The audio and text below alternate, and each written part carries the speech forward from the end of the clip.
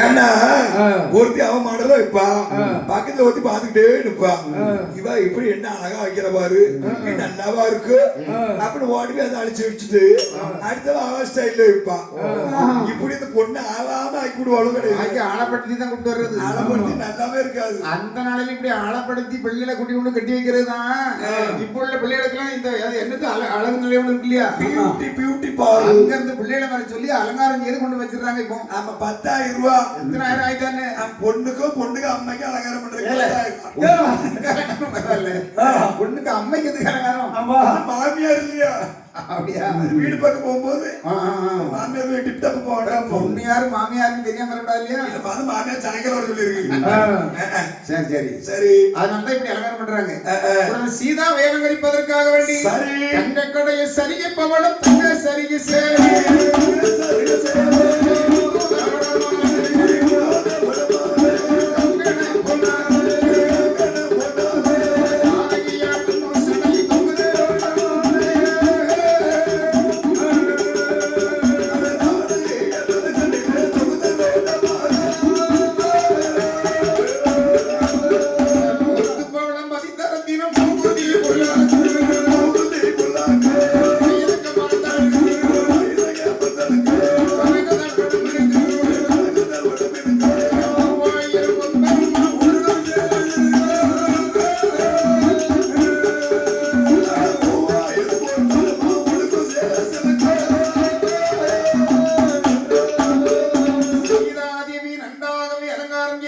சேரி ஆடை அலங்காரங்கள் செய்து தோழியர்கள் கரம் தாங்கி அழைத்து கொண்டு வந்தார்கள். அழைத்து கொண்டு சுவாமிக்கு அருகே கொண்டு அமர வைத்தார்கள். அமர வைத்து சரி நல்ல சுப முகூர்த்த வேளையிலே அங்கே சித்த மேளவாத்தியங்கள் முழங்கத்தக்கதாக மங்கையர்கள் பெண் குறவை முழக்க சாமிக்கு கல்யாணம் ஆகும் போது ஒரு 4 பேராவது குறவை பாடுங்க. பெரிய சேரிச்சு சின்ன வயசுக்காரங்க தான் தெரியட்டாலும் வயசான இருக்காங்க இல்லையா, அவங்களுக்கு குறவை தெரியாது, வயசான தெரியாது. அப்படியா? சின்ன பிள்ளைக்கு தான் தெரியும். சும்மா இருங்க ஐயா, நாங்க யாருக்கிட்ட எங்க ஊர்ல கல்யாண சடங்கு வந்தாலே முதல்ல போக மாட்டோம். குறவை போட சொல்லுவோம். அது வைத்த முடியும். ஆமா, இப்ப செட்டு காட்டி சொல்லி மொத்தமா ஆர்டர் கொடுத்துருவோம். யாருக்கு மாலையிட்டியா? மாலையிட்டு சொன்னா என்ன அவன் குறை விடுவானோ? பந்தலு சமையல் பாத்திரம் செட்டு நம்ம சடங்கு கழிக்கும் போது கொலை வடை கேசட் கொண்டு வரணும். கேசட் வந்தாச்சோ? நம்ம கொலை கேசட் இருக்குல்ல, சரி சரி கொண்டு வந்தா தான் நீ 8 ரூபாய் தருவோம். அப்படியா? இல்லைன்னா பாக்கி போட்டுருவோம். அதான் பாக்கி போட்டு அழைக்கிட்டு அதான் சும்மா பாக்கி போட்டுருக்கேன். சரி சரி இவர்களை அமர வைத்து நல்ல சுப முகூர்த்த வேளையிலே தஞ்சரதன் மன்னன் வந்தார். திருமாங்கலி எடுத்து ராமனுடைய கையிலே கொடுத்தார். ஏழ வாத்தியங்கள் முழங்க, வாழ்த்துக்கள் முழங்க, உறவை துணி முழங்க, அரகர அரணை என்று அழைத்தார்.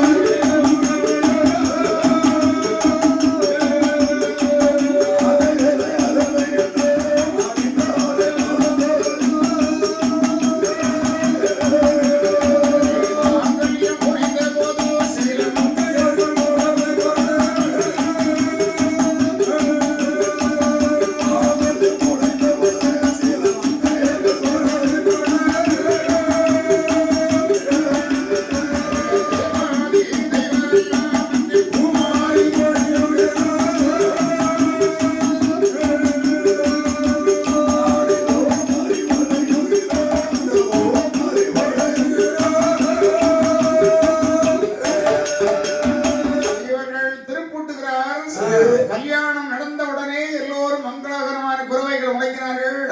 அந்த வேளையிலே அதாவது ஜனகராஜன் வந்து சீதாதேவி கரம் பிடித்து ராமனுடைய கையிலே கொடுத்தார். கையிலே கொடுத்த உடனே இரு வேறுமாக மாலை பகிர்ந்து இட்டார்கள். மாலையை பகிர்ந்து இட்டார். அந்த மன்னர்களும்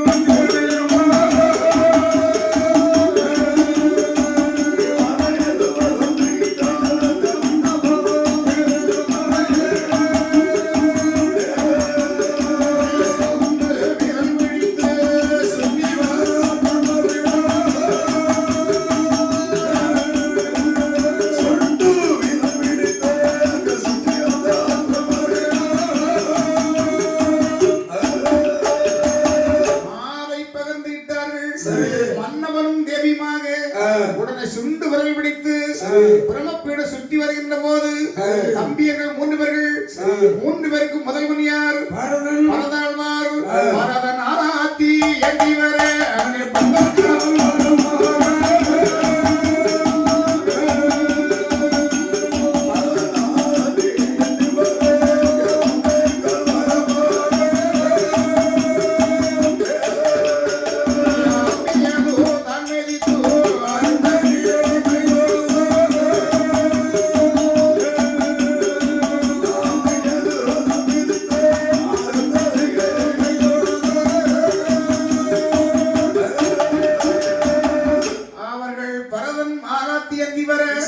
பந்தல் காலை வரமாக சுற்றி வந்தார்கள். சுற்றி வந்தவர்கள் வருகிற போது அங்கே அன்று தருகிறார்கள். அடுத்த நாள் காலையானது. காலையிலே மன்னன் அவர்களுடைய மகளுக்கு வேண்டிய சீதனம் எல்லாம் கொடுக்கிறார். சரி, என்னெல்லாம் கொடுத்தாரு தெரியுமா? வடக்கு தெரு நிறைந்த வாழை மரம் சீதனம், தெற்கு தெரு நிறைந்த தென்னந்தோப்புகள் சீதனம், அது மட்டும் இல்லாதபடி தவளப்பான தவள செம்பு சாட்டுக்கிடாரும், அதாவது சாயத்திலிருந்து மோர் கடைய சாருமனை முன்னாலே எவ்வளவு பண்ட மாத்திரம் உண்டு எல்லாம் மொத்தமா கொடுத்தார். சரி, கொடுத்த ஓரளவு பாதி பாதி கணக்கு பண்ணி கொடுத்தார். வந்துங்க இருக்கிறதுல பாதி. ஆமா, சரி. அப்பதான் சீதாவுடைய ஒரு எண்ணம், எல்லாம் பாதி பாதி கொடுக்காரு, மீதி யாருக்கு கொடுக்க போறாரு? ஒருவேளை அப்பா இன்னொரு கல்யாணம் பண்ணிப்பாரோ? என்னையா அது அப்படி இல்லையே. அப்ப எதுக்கு பாதி மட்டும் ஏன்னா பக்கத்துல இருக்கிற தோழிக்கு முளகு எடுத்துக்கு ஒண்ணு போட்டான். அவளுக்கு அப்பா சூடு பிடிச்சிருக்கு. அப்பதான் குறிப்பால் உணர்ந்தார் ஜனகரன்.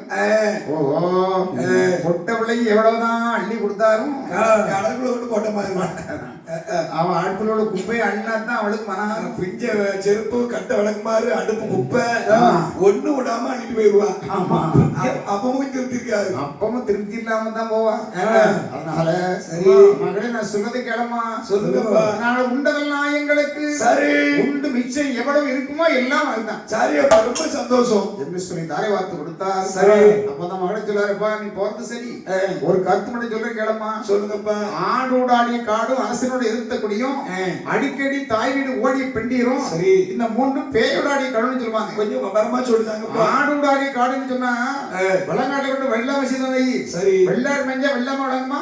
விளங்காது. அதனால அதுவும் பேராது. சரி, அரசனோட எதிர்த்தகுடி அப்படின்றார். அரசு எதிர்த்தா உலகத்தை வாழ விடுவானா? ஐயோ, ஓலை விட்டு சுட்டுருவான், வீசிடுவான். அடிக்கடி தாய் வீடு ஓடி பெண்டீர். புருஷன் ஊருக்கு முன்னால செல்வம் அள்ளி கட்டிட்டு அங்க ஓடிடுவான். ஆமா, கிழிஞ்ச பாவடி எடுத்து இடுக்கு வச்சுட்டு போவான். ஆமா, அம்மாவோட போறேன். இப்ப எங்க எதுக்கு போறாரு? கிழிஞ்ச பாவடி போட்டு எங்க அம்மா ஆடிக்கிட்டு புதுசு வச்சிருப்பான். அதான் அடிக்கிறதுக்கு மாதிரியோ அடிச்சிடவா போவான். இப்படி அடிக்கி தாய் வீடு போக வேண்டிய பெண்களும் சரி, அதான் இந்த மூன்றும் பேயோடாடிய கடம் என்ன சுடுகாடு சொல்லுவாங்க. ஓ, அதனால சொல்லுங்க இடமா. சரி, அங்க வாழ போறது சரி, உன்னுடைய கணவனை கண் கண்ட தெய்வமா மதிச்சு நடக்கணும். அவர் இயற்கை சைச போது மாப்பிள்ள பாம்போல இருக்காரு. அதனால அவரை நல்ல பாத்துக்க. சரி, குழந்தை 3 பேரும் பிள்ளைகளா நினைக்கணும். நம்ம குழந்தை பிள்ளையா வச்சுக்கிடுவேன். மாமன் மாமியாரை தாய் தந்தையாக நீ நினைக்கணும். சரி, சரியப்பா சரியப்பா புத்திமதிகளை சொல்லி சரி இவர் அனுப்புகிற போது சனகராஜன் தம்பி பிள்ளைகள் ஊர்மிளை மாண்டவி சுபகீர்த்தி சரி என்ற 3 பெண்களையும் பரதன் சத்ருக்கன் இளையபெருமாள் 3 பேருக்கு கல்யாணத்தை செய்து சரி 4 பேரும் மங்களகரமாக புறப்பட்டு மல்லக்கிளிய வந்து அவர் எங்கே வருகின்றார் என்றால் முதலை மகள் தான் கிடந்து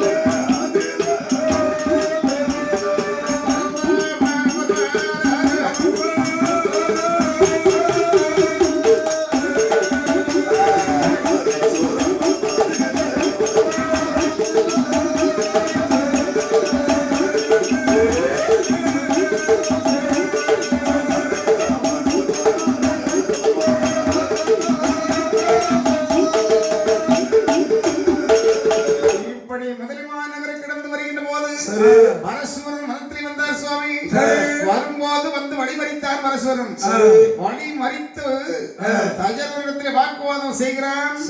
ராமன் ரதத்தை விட்டு கீழே இறங்கி முன்னாலே வந்தார். யாரப்பா நீ எங்க அப்பாட்ட சண்டை வைக்கிறீ, என்ன காரணம்? உங்க அப்பாவுக்கு எனக்கு தான் பேச்சு. பிரச்சனை என்னன்னு சொன்னா, அதாவது எங்க பரசுவரன் சொல்றேன், ஐயா அங்க வா ராமா, உன்னை பத்தி எனக்கு பிரச்சனை இல்ல. ஆனா உன்னத்தான் இப்ப உங்க அப்பா கல்யாணம் படி எடுக்கணும்னு வந்தேன். வயசாகி போச்சு, உன்னதான் எடுக்க வேண்டியது இருக்கு. இப்ப நீ மாசமா இருக்கியே, உன்னதான் பலி எடுக்க போறேன். அவன் தான் அவரை கேட்டார், ராமன் என்ன காரணம்? எங்க அப்பா அவனுக்கு என்ன துரோகம் பண்ணிட்டாரு அதானே. கேட்ட உடனே பரசுரன் சொல்றாரு, பவர்த்தெல்லாம் சொல்ற, ஐயா வாங்க, என்னுடைய பெயர் பரசுரன், என் தம்பி பெயர் சுபாகு, எங்க அப்பா பெயர் சமுதக்கரி மணிவர், எங்க அம்மா பெயர் ரேணுகாதேவி. சரி, எங்க அப்பா வந்து சிவபூசை செய்வார், எங்க அம்மா வந்து அதுக்கு பணிவிடை செய்வாங்க. சரி, எங்க அப்பா சிவபூசைக்கு எங்க அம்மா தண்ணீர் எடுக்க போவாங்க கங்கைக்கு. எல்லாரும் குடம் கொண்டு போவா, எங்க அம்மா குடம்லாம் கொண்டு போக மாட்டா. வேற தண்ணி ஏதோ பிடிச்சு தருவா. போவா, எங்க அப்பா நினைத்து கங்கையை திரட்டவா, குடம் திரளும், தண்ணி வந்து கொண்டு கொடுப்பா. அது எப்படி நடக்கும்? அது கற்புத்தன்மை. அப்ப நாளைக்கு வீட்டு கூட கொண்டாடி சொல்லணும். என்ன சொல்ல போறாங்க? பண்ணி தண்ணி போ, குடம் கொண்டு போவாத, அங்க போய் ஆத்தங்கரையில போய் என்ன நினைச்சிக்க, நினைச்சுக்கிட்டு தண்ணியே வரகன்னு சுத்து நினைச்ச முறை வழங்கும். அவரை நினைச்சு ரேணுகாதேவி கங்கையை திரட்டி குடம் எடுத்தான்னு சொன்னா அவர் எப்படிப்பட்ட ஆளா இருக்கணும்? சும்மா சாதாரணப்பட்டவன் நினைச்சா வருமா? நீங்க நினைச்சா முன்னாடி கிடந்து குடமா தரணும், இருக்க குடம் முடிஞ்சிருமோ, தங்க குடம் தரணும். சரி, அப்படின்னா ஒரு நாள் சமயம் இந்த அம்மா தண்ணி எடுக்க போகும்போது சூரிய குலத்தவன் காத்தவெறி அரிச்சனன், சரி, அவனுக்கு வந்து 500